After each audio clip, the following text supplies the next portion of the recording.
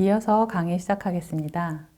주체 사상탑은 평양의 대동강 기슭에 있는 석탑으로 1982년 4월 15일 김일성의 70회 생일을 맞아 주체 사상을 기념하기 위하여 건립되었습니다.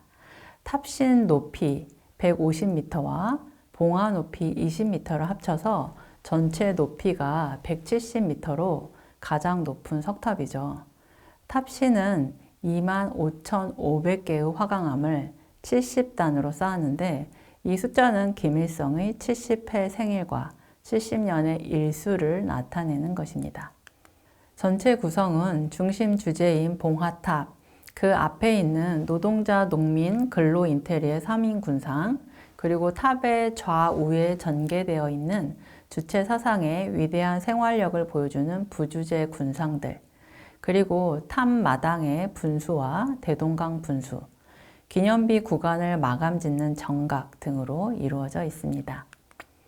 주체 사상탑 건축 구성에서 중심 주제는 봉화탑, 3인 군상, 탑 마당인데 봉화탑은 우리 인민의 고유한 민족적 탑 형식인 화강석 석탑 형식으로 형성되어 있습니다.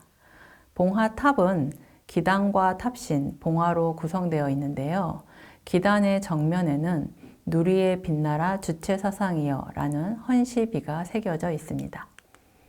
그리고 탑 내부에 마련된 전실에는 세계 80여 개국에서 주체 사상을 기려 글을 새겨 보내왔다라고 하는 대리석, 옥돌들이 벽면을 장식하고 있죠. 탑 안에는 150m까지 올라가는 엘리베이터가 설치되어 북쪽으로는 능라도 5일 경기장과 개선문, 그리고 서쪽으로는 인민대 학습당, 남쪽으로는 고려호텔과 양각도 호텔 등 평양시대의 정경을 한눈에 둘러볼 수 있습니다. 그리고 주체 사상탑 양쪽으로는 정각이 있습니다. 주체 사상탑 앞에는 노동자, 농민, 지식인을 형상화한 높이 30m의 3인 군상이 세워져 있습니다. 그리고 부주제 군상으로 탑의 왼쪽에 주체 공업, 철벽의 요새, 무병장수라는 명칭의 3인 군상이, 그리고 오른쪽에는 만풍년, 배움의 나라, 주체의 예술이라는 명칭의 3인 군상이 각각 세워져 있습니다.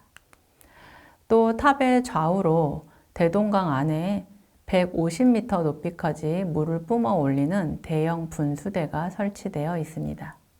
이 주체 사상탑은 김정일이 발기했을 뿐만 아니라 만드는 과정에서 주체 사상탑을 놓을 위치, 탑의 높이와 형태, 기단의 수, 노동자, 농민, 근로 인테리어의 3인 군상, 그리고 좌우에 놓일 부주제 군상들과 정각, 분수까지 모두 하나하나 세심하게 지도했다라고 밝히고 있습니다.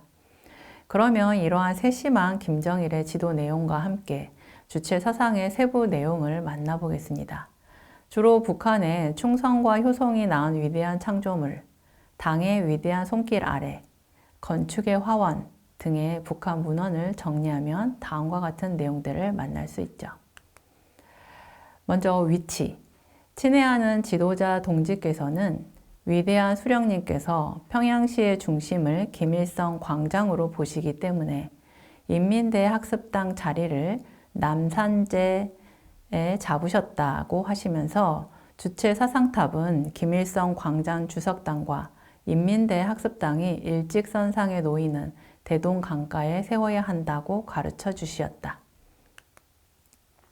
주체 사상탑의 위치를 혁명의 수도 평양시의 중심부인 김일성 광장의 맞은편 대동강 기슭에 정하도록 하신 친애하는 지도자 동지의 가르치심은 기념비를 관상의 효과만 보거나 거리 형성의 견지에서만 고찰하던 종래의 건축 미학 사상의 종지부를 찍고 기념비의 독자성과 의의를 최대한으로 부각하는 길을 역사상 처음으로 밝혀준 건축 미학상의 위대한 발견이었다.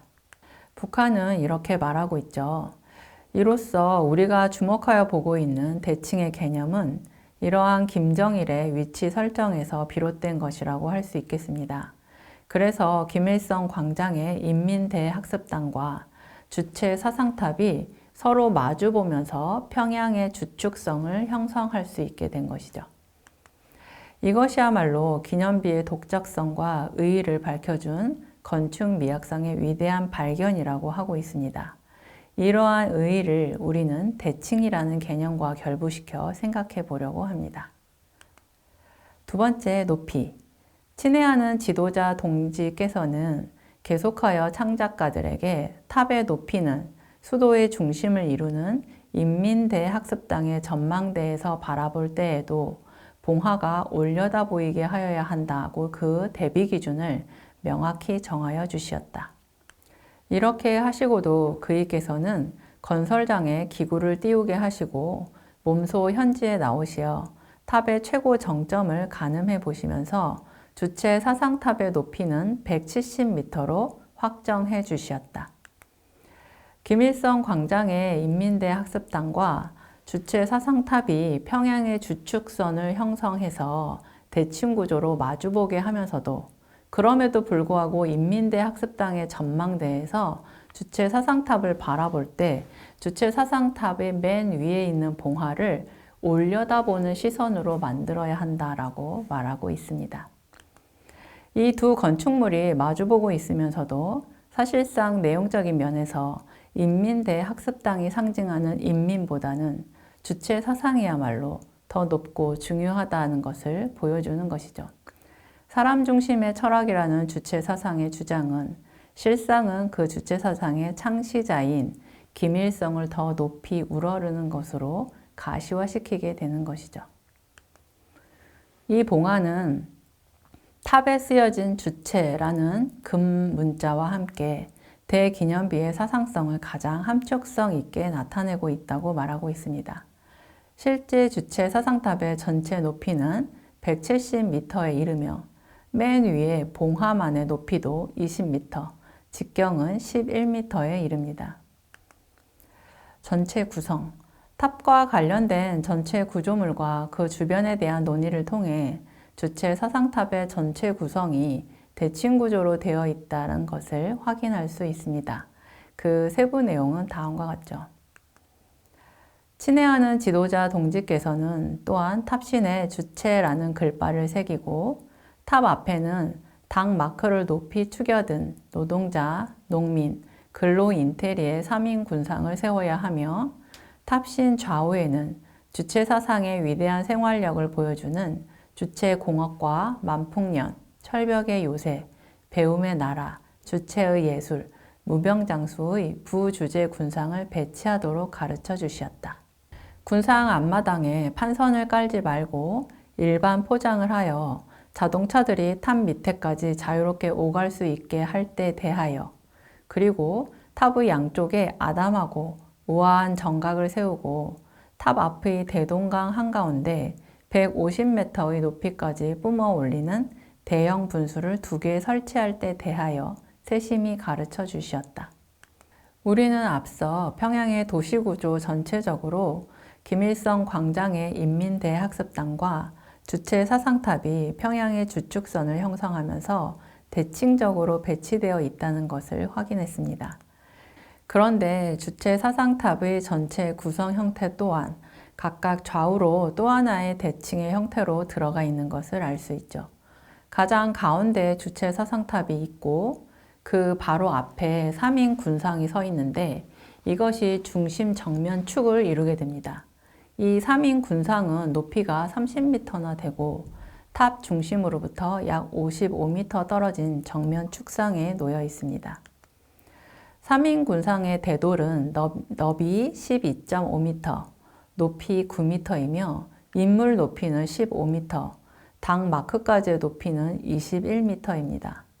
봉화탑과 3인 군상은 주체 사상탑의 중심 정면 축을 따라 조형 예술적인 조화를 이루면서 배치되었기 때문에 탑의 높은 사상 예술성을 깊이 있게 보여주고 있다라고 북한은 설명하고 있죠.